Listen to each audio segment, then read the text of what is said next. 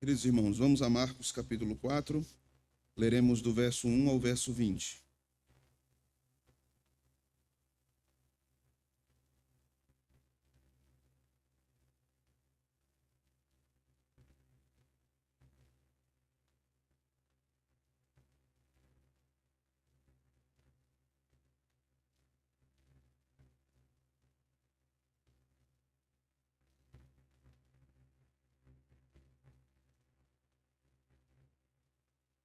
O texto nos diz: Voltou Jesus a ensinar à beira-mar, e reuniu-se numerosa multidão a ele, de modo que entrou num barco, onde se assentou, afastando-se da praia, e todo o povo estava à beira-mar na praia. Assim lhes ensinava muitas coisas por parábolas, no decorrer do seu doutrinamento. Ouvi, eis que saiu o semeador a semear. E ao semear, uma parte caiu à beira do caminho, e vieram as aves e a comeram. Outra caiu em solo rochoso, onde a terra era pouca, e logo nasceu, visto não ser profunda a terra. Saindo, porém, o sol a queimou, e porque não tinha raiz, secou-se. Outra parte caiu entre os espinhos, e os espinhos cresceram e a sufocaram, e não deu fruto. Outra, enfim, caiu em boa terra e deu fruto, que vingou e cresceu, produzindo a 30, a 60 e a 100 por um. E acrescentou: Quem tem ouvidos para ouvir, ouça. Quando Jesus ficou só, os que estavam junto dele, com os 12, o interrogaram a respeito das parábolas. Ele lhes respondeu: A vós outros vos é dado conhecer o mistério do reino de Deus, mas aos de fora tudo se ensina por meio de parábolas, para que vendo vejam e não percebam, e ouvindo ouçam e não entendam, para que não venham a converter-se e haja perdão para eles.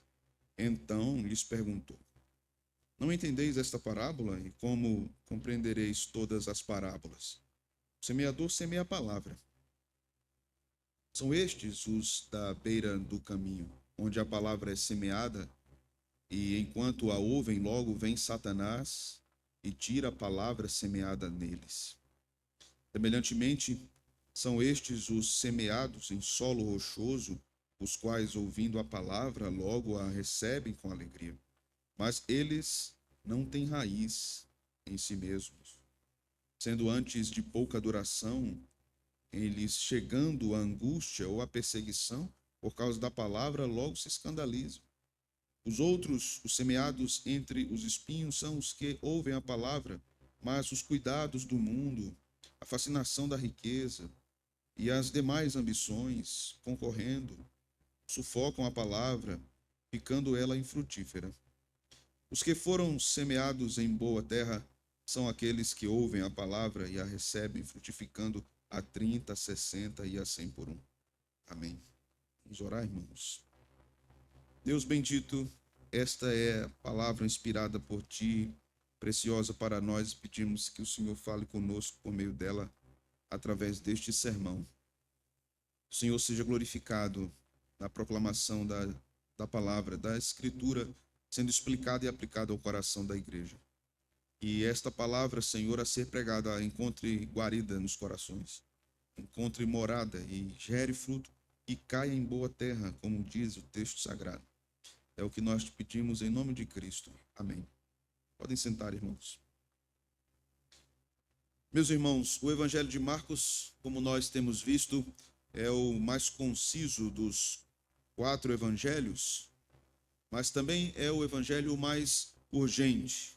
Desde o início, Marcos mostra Jesus pregando: o tempo está cumprido e o reino de Deus está próximo, arrependei-vos e crede no evangelho. Esta é uma pregação de Jesus que ecoa em todo o evangelho de Marcos. Até o capítulo 3, Jesus age com poder, cura e expulsa demônios, chama discípulos soberanamente e desafia as tradições dos fariseus. Mas em Marcos 4, ocorre uma virada literária dentro do evangelho.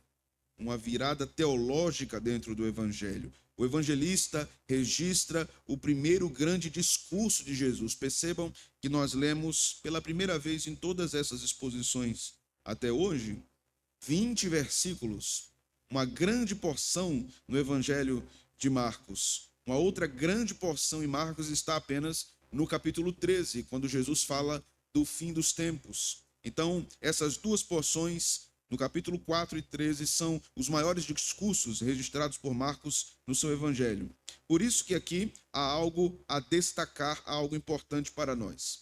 Temos aqui uma parábola conhecidíssima. Temos aqui um foco de Jesus mudando por meio do ensino da palavra. Aqui nós aprendemos que a grande mensagem contida nesse discurso de Jesus é sobre como ouvimos a palavra de Deus. Veja que o versículo de número 9 nos diz: quem tem ouvidos para ouvir, ouça. O foco desta parábola não está no semeador. O foco dessa parábola está nos ouvidos, como estes recebem a mensagem, como a semente cai na terra. Então, nós vemos aqui algumas coisas muito interessantes. Um comentarista chamado James Edwards observa que nesse ponto Jesus responde a uma questão muito interessante entre os seus ouvintes. Alguns o seguiam apenas ou seguiam com fé na palavra que ele estava pregando, apenas isso, mais nada. Outros rejeitam Jesus com hostilidade, mas estão ouvindo Jesus. Outros seguem por curiosidade. Assim, a parábola do semeador é mais do que uma história, é um retrato dos diferentes modos de responder ao Evangelho. É possível que alguém seja hostil à mensagem do Evangelho. É possível que alguém seja curioso pela mensagem do Evangelho. Quantas pessoas foram ouvir os grandes pregadores nos grandes movimentos avivalistas da história da igreja apenas por curiosidade? Muitos. Muitos foram ouvir João Batista. Muitos foram ouvir Jesus. Muitos queriam ver Elias. Assim ainda é hoje. Muitos vão atrás dos grandes pregadores do nosso tempo, a fim de ouvi-los, curiosos, para saber o que vão falar naquela ocasião, mas sem nenhum compromisso no coração para aplicar à própria vida aquilo que estará sendo pregado ou foi pregado. Jesus aqui fala à beira-mar do barco, e a multidão o ouve da praia. E aqui nós devemos notar algumas coisas interessantes também, porque na construção de Marcos, na escrita do seu texto, no versículo 1, há uma coisa muito curiosa acontecendo. O texto diz assim: voltou Jesus a ensinar à beira-mar.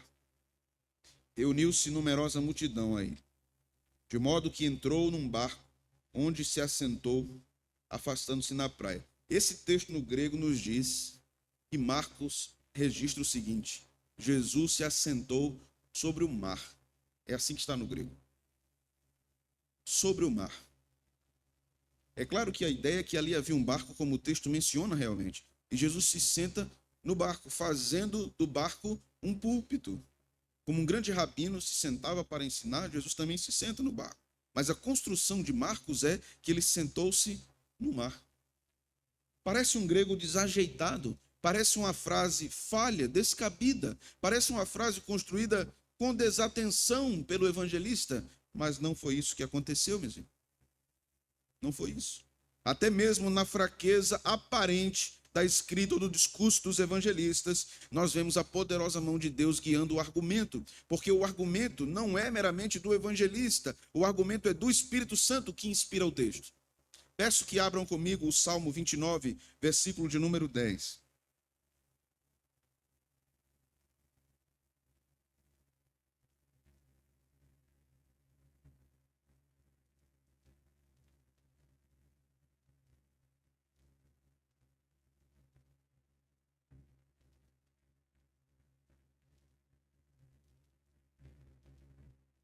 O texto nos diz assim: o Senhor, aqui Yahvé, se assenta entronizado sobre o dilúvio.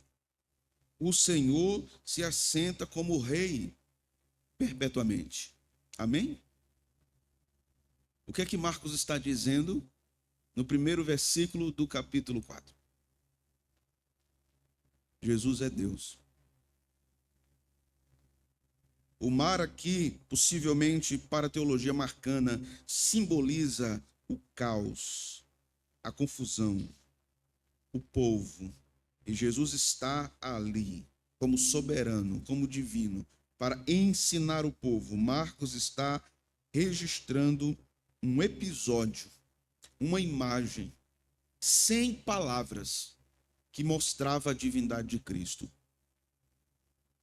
E isso é ensinado lá no Salmo 29. E Jesus cumpre isso ensinando nesse momento aqui a parábola do semeador.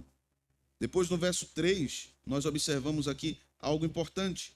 O termo ouvir, o verbo aqui define o tema da parábola. O reino de Deus é recebido pela audição obediente. A palavra é lançada a todos, mas os resultados dependem do solo, isto é, da disposição dos corações. Esta palavra, este verbo no verso 3, determina todo o curso da mensagem de Jesus na parábola do semeador. Então, ele vai começar a parábola ensinando muitas coisas aqui a respeito dos corações. Mas o que significam os solos? Como eu disse às crianças, nós temos aqui no contexto anterior de Marcos, desde o capítulo 1 até o capítulo 3, fariseus e escribas ouvindo Jesus, uma multidão curiosa ouvindo Jesus, discípulos ouvindo Jesus. Jesus continua falando da mesma coisa. Jesus vai fazer uma crítica contundente a esses grupos que estão o seguindo por motivos que não são os corretos. Esses grupos que querem ouvi-lo, mas não querem obedecê-lo, que não querem honrá-lo, que não querem tê-lo como o Messias. Então, esses solos aqui, à beira do caminho, nos espinhos, solo rochoso, simbolizam os fariseus e escribas endurecidos diante da mensagem de Jesus, que até recebem, de certa forma, a mensagem de Jesus, mas acabam desprezando-a por várias circunstâncias. Esses solos representam também a multidão curiosa, entusiasmada, mas inconstante, solo pedregoso, espinhoso. Quando as dificuldades vêm, essas pessoas abandonam a mensagem. Tem que ser fácil para seguir a Jesus, porque se for difícil, não dá. Se a coisa apertar, não dá. Se a coisa ficar nebulosa, complicada, sofrida, não dá. Os vários grupos ali representam muita coisa, mas a semente que cai na terra boa representa o coração do povo de Deus. Quando a palavra cai, gera fruto.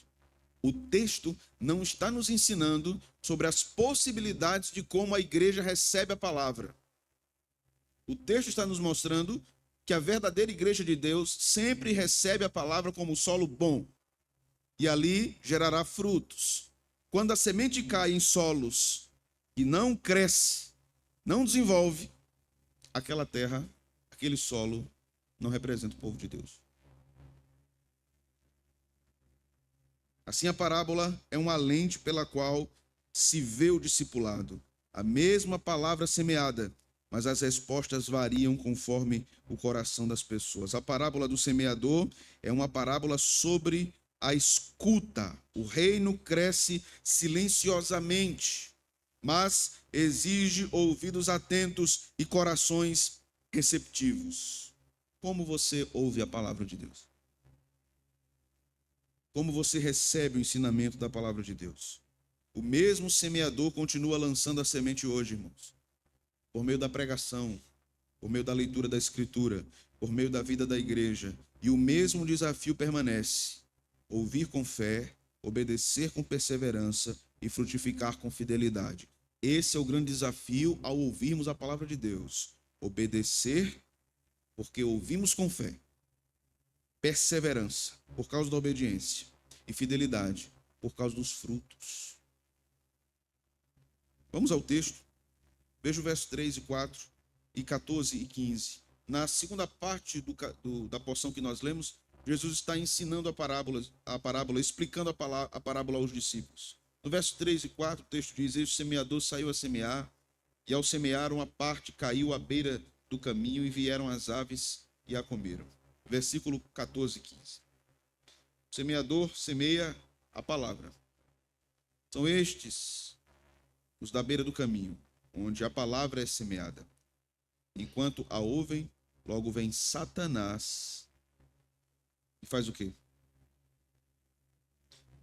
Isso aqui não pode ser o coração do crente, entende?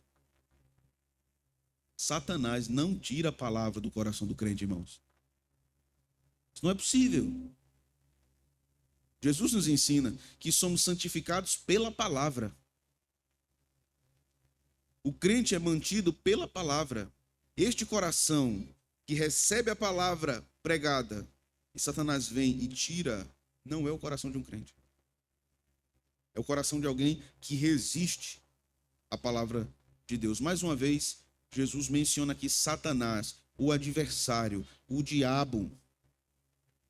Mais uma vez, Jesus traz à nossa vista a presença de Satanás, agindo para que as pessoas não recebam a palavra. Ele aprisiona as pessoas, ele tapa os seus ouvidos. Ele cerra seus corações.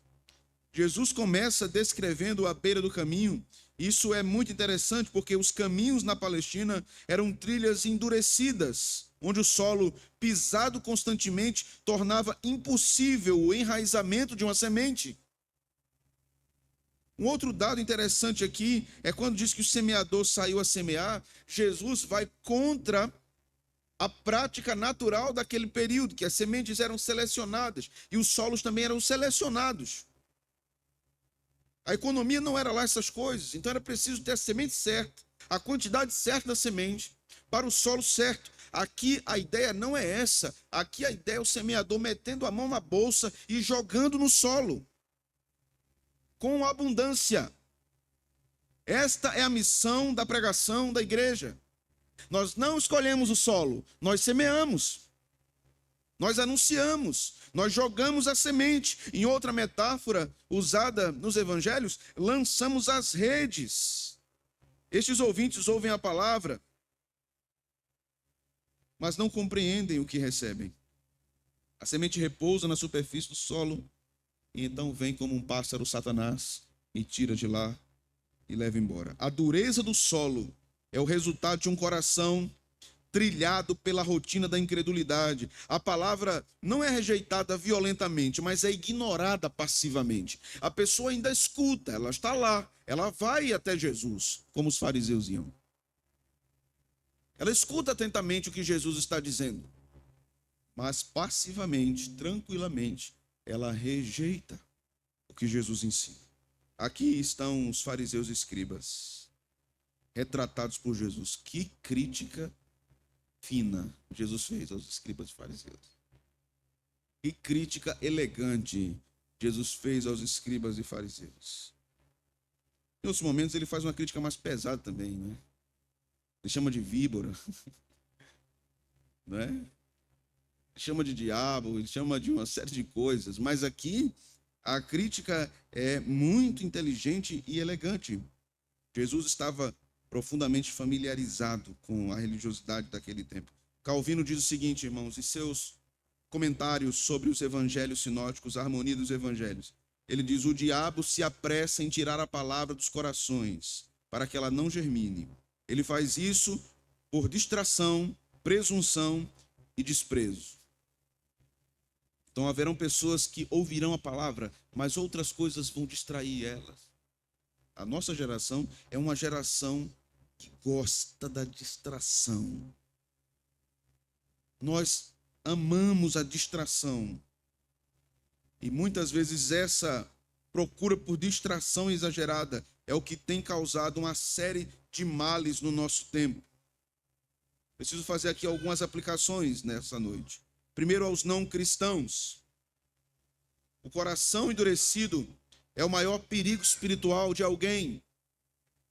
Se você está aqui, veio aqui para ouvir alguma coisa que faça bem aos seus ouvidos meramente e disposto a descartar qualquer outra coisa que vá de encontro aos seus interesses, Seu coração está endurecido. Seu coração é retratado por esse solo. A semente que cai à beira do caminho e Satanás retira de lá. O ouvir sem fé a palavra de Deus. Isso repetido muitas vezes cria uma crosta de resistência no coração humano. Há pessoas que estão indo às igrejas e procurando ouvir mais sobre a fé, porque elas querem um alívio psicológico, porque elas querem alguma espécie de remédio, alguma espécie de ópio, alguma espécie de droga para a alma, que traga alívio para elas. Mas elas não querem a verdadeira palavra de Deus. Você tem ouvido como a palavra de Deus? Qual é a disposição do seu coração e o seu ouvido tem desejado ouvir o que da parte de Deus? Mas aos cristãos também tenho algo a dizer, aos cristãos formais, não aos discípulos, aos cristãos formais, que professam fé no evangelho, mas vivem distantes dele. É possível estar na igreja, ouvir sermões e continuar impenetrável pela palavra de Deus. Ore para que o Espírito quebre a dureza do seu coração. Ore para que o Espírito rompa qualquer barreira dentro de você que impede que você seja transformado. Ser membro de uma igreja ou estar ligado a ela não é sinônimo que você é discípulo de Jesus.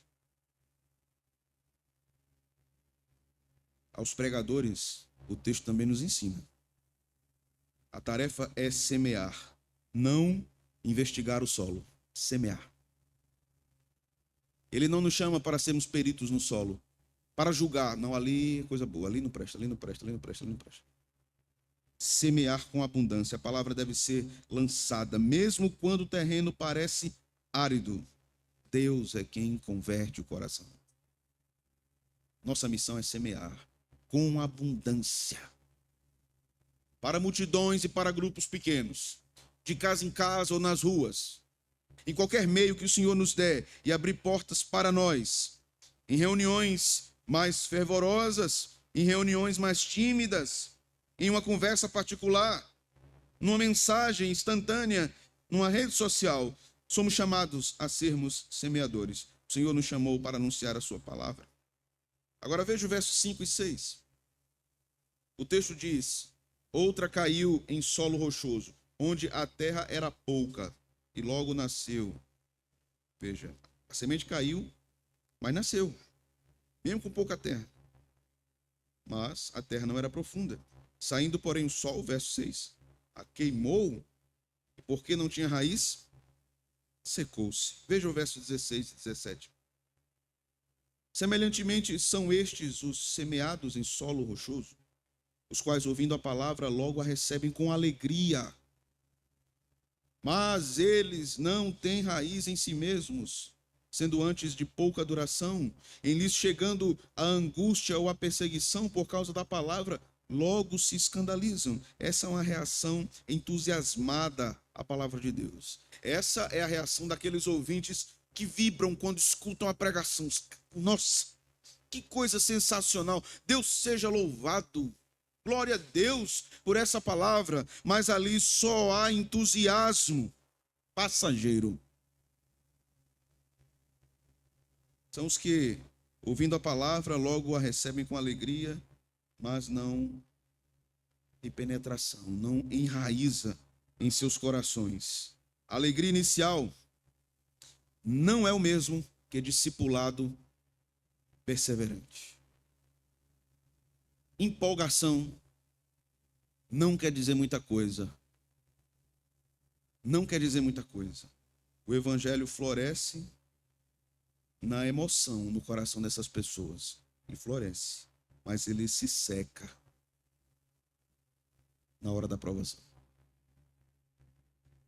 Ele vai desaparecendo, ele vai murchando. Historicamente, meus irmãos, isso se aplica à multidão que seguia Jesus, por causa dos milagres, mas o abandonava por causa do custo do discipulado. Quantas pessoas estavam atrás de Jesus? Nós vimos aqui 2 episódios, no capítulo 2 e no capítulo 3, em que ele estava na casa de Pedro em Cafarnaum e a multidão entupia a casa. Nós vimos o episódio quando ele vai para a casa de Levi e a multidão foi para lá também. Quantas pessoas estavam em cima dele para ouvir o ensino e os milagres e verem os milagres? Mas quantos desses estavam lá no Gólgota quando ele estava crucificado? Quantos desses estavam com ele quando ele foi preso? Nós devemos aprender com isso que o problema aqui não é falta de entusiasmo, mas falta de profundidade espiritual. Há pessoas muito entusiasmadas, empolgadas, e elas vão e pegam as coisas e dizem, deixa comigo que vai dar certo. E elas fazem até com muita excelência, mas quando a coisa aperta, assim também não. Se for para ser desse jeito também, não dá. Cuidado com o entusiasmo sem convicção. Emoção não é fé. Certo, irmão? Emoção não é fé. A fé verdadeira persevera sob o fogo da provação. A fé verdadeira existe. Isso é fé. Emoção não é fé. Cristãos superficiais são uma marca do nosso tempo. Você é um desses cristãos superficiais. Eu quero te dar um conselho bíblico e sábio, à luz das Escrituras. Busque raízes. A raiz é o conhecimento de Jesus Cristo, a comunhão e a prática com a palavra de Deus. Procure crescer e amadurecer na sua caminhada cristã. Não seja um cristão superficial. Você apenas estará alegre com Cristo quando tudo estiver dando muito certo na sua vida. E aí então você vai vibrar.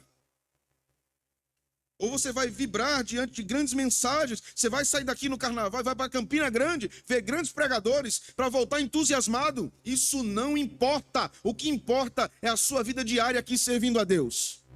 Você pode ouvir grandes pregadores, você pode ir para São Paulo, para os Estados Unidos, para qualquer canto do mundo. Isso não mudará a sua fé se você não tiver raízes. Fé não é emoção.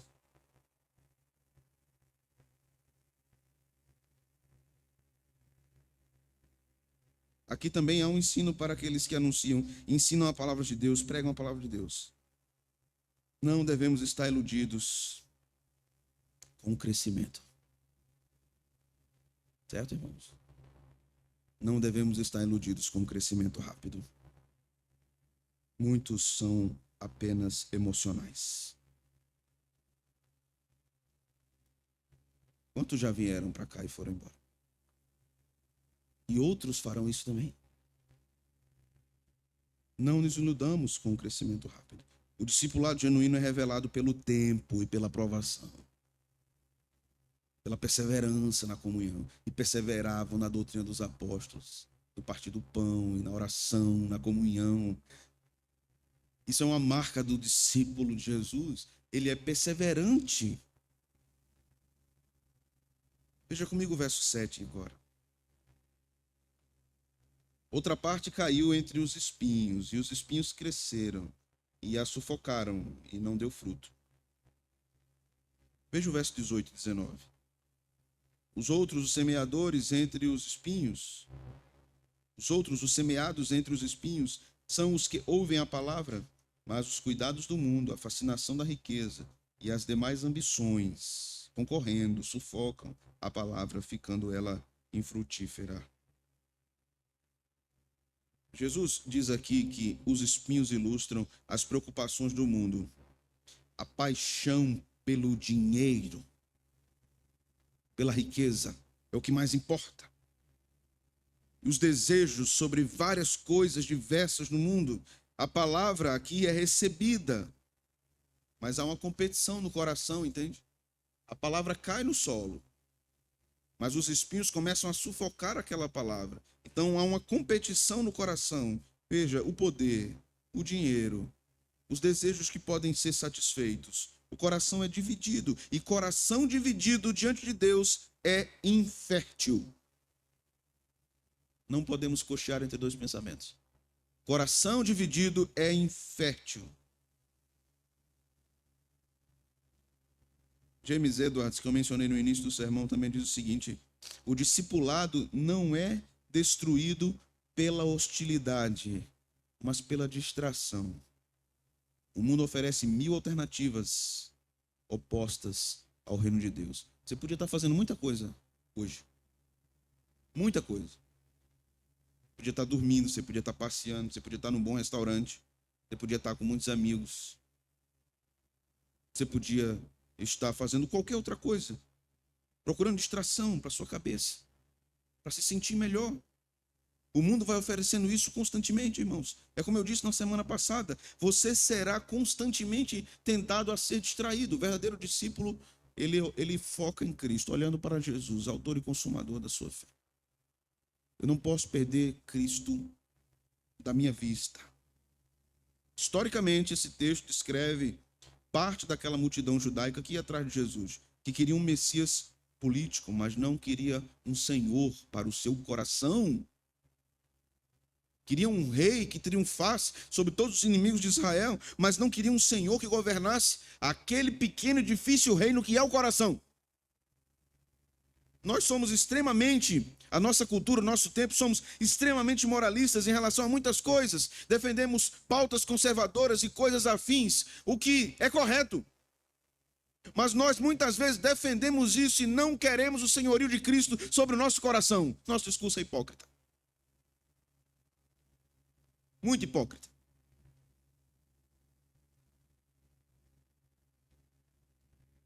Aos cristãos que seguem a Jesus fielmente, que amam o Senhor com todo o seu coração, eu quero dizer, nesta noite, cuidado com a fé sufocada pela pressa.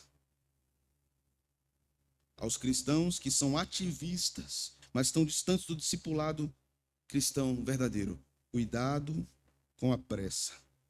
Cuidado com a prioridade que você dá ao trabalho e ao conforto. Ouviu?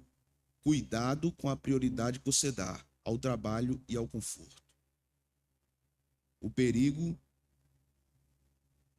é iminente. Você precisa trabalhar. Você precisa ter uma condição de vida adequada. Mas a prioridade deve ser Cristo. Cristo. Satanás não está interessado em tirar você da igreja. Ele quer apenas lhe distrair. Ele quer apenas lhe distrair. Para que você não sirva a Cristo como deve ser feito. Me dirijo aos jovens crentes desta congregação.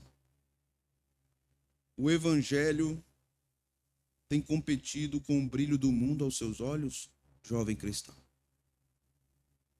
Há uma competição entre o evangelho e as coisas desse mundo. Você fica em dúvida se deve seguir o evangelho ou as coisas desse mundo. Mas talvez você pense, mas pastor, eu não me envolvo com nada relacionado a álcool, a drogas, a festas profanas. São coisas inofensivas. Satanás não precisa levar você para o fundo do inferno. Ele só quer lhe distrair. Só lhe distrair. Uma festinha só no domingo. De vez em quando. É um amigo próximo. Outra semana tem outro culto. Quem é prioridade na sua vida? Por que nós temos vergonha de dizer, este dia é especial para mim? Porque é o dia da adoração pública do povo de Deus. Eu queria muito estar com você, mas eu não consigo nesse dia. Porque é caro para mim estar com o povo de Deus, entende? Isso é testemunho, viu? Testemunho não é dizer assim, não, mas eu vou para lá, que eu aproveito lá e falo de Jesus. Você fala de Jesus negando o mandamento? Parabéns para você. Parabéns para você. Fala de Jesus negando o mandamento? Estou falando de Jesus. Eu estou pecando aqui falando de Jesus, mas eu estou falando. É assim? Me dirijo também aos líderes da igreja. A todos eles, de todos os departamentos, de oficiais, pastores, a qualquer outro líder na igreja. A igreja precisa cultivar simplicidade e desapego. O evangelho floresce quando o coração está livre das amarras do mundo. A igreja precisa de simplicidade e desapego. Veja o verso 8 e o verso 20. Outra, enfim, caiu em boa terra e deu fruto, que vingou e cresceu, produzindo a 30, a 60 e a 100 por um. A ideia aqui de 100 por um, irmãos, é uma questão hiperbólica, exagerada. Aquela semente gerou uma fartura, uma abundância, uma coisa incalculável. Isso aqui deve chamar a nossa atenção, porque a boa terra é o coração que ouve, que acolhe. E quando ela ouve e acolhe o que Jesus diz, o que a palavra diz, isso frutifica. Não se trata aqui de mérito deste coração que acolhe, mas de uma obra divina. É Deus quem prepara o solo para receber aquela semente. A produtividade da palavra não depende do semeador nem da semente. Não depende do que ensina hoje, do pastor, do ministro, professor de escola dominical, do presbítero, mas depende do poder de Deus em abrir o coração. Quando Deus abre o coração e coloca a semente dentro, então nós vamos ver muitas coisas acontecendo. Essa é a condição dos discípulos. Eles são imperfeitos, mas eles são obedientes. Eles se arrependem quando erram. Eles acatam a exortação, dizendo: Senhor, me perdoe. Me ajude, Senhor, a conseguir te obedecer. Essa é a condição dos discípulos. Os discípulos de Jesus permanecem com Jesus. Permanecem com Jesus. Os discípulos de Jesus, mesmo quando não entendem, permanecem com Jesus e pedem explicação a Jesus. Veja o verso 10. Que coisa bonita no verso 10. Quando Jesus ficou só, os que estavam junto dele, com os 12, o interrogaram a respeito das parábolas. Senhor, o que quer dizer aquilo? Ensina-nos, Senhor. Perceba que eles ouviram a parábola sendo pregada para todos, mas eles queriam mais, sabe? Isso aqui é bonito, irmãos. Eles queriam mais. Você ouve o sermão, mas seu coração deve desejar mais. Chegar em casa, eu vou estudar mais esse texto aqui, que foi pregado hoje.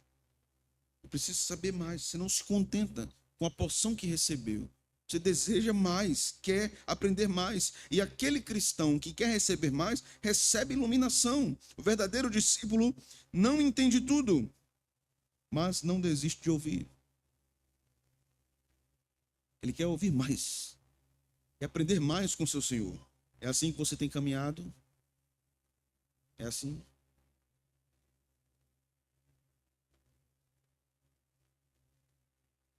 O fruto é evidência da fé verdadeira, meus irmãos. O cristão genuíno não é medido por impulsos, mas por frutos perseverantes.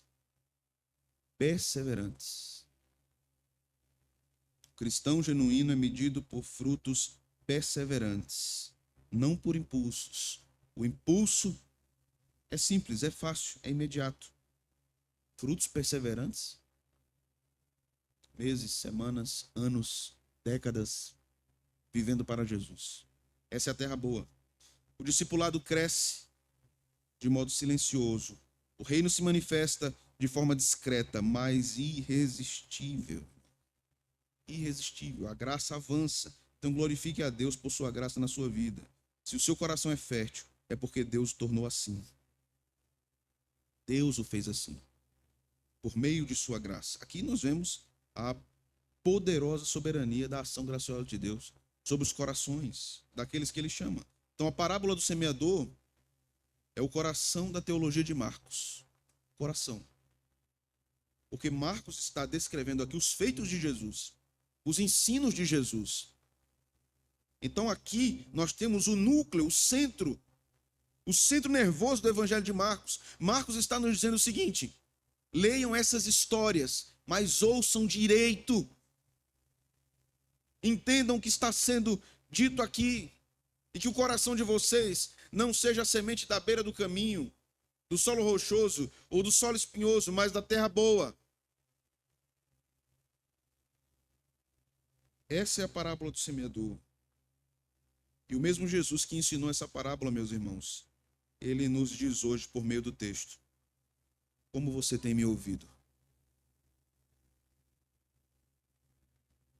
Como você tem me ouvido? Qual é a disposição do seu coração em me ouvir? A parábola não busca explicar o fracasso da semente que cai em terra e não frutifica. Mas a parábola quer mostrar a diversidade das respostas à palavra que é semeada. Vocês estão entendendo? Como os corações reagem à palavra semeada. O reino de Deus está presente, o rei está aqui, mas ele exige um ouvido que ouça. Quem tem ouvidos para ouvir, ouça. Que Deus nos conceda ouvidos para ouvir, meus irmãos, corações para acolher e vidas que frutifiquem a 30, 60 e 100 por um, para a glória do semeador. Amém. Vamos orar? Deus eterno e bendito, que esta palavra more no nosso coração, habite ali, até o final dos nossos dias. Corações sejam transformados por ela, e solos rochosos, espinhosos, sejam transformados em terra boa. O Senhor pode fazer isso. Transformar corações para acolher genuinamente o evangelho da graça e gerarem frutos para a glória do Senhor. É isso que nós te oramos. Amém.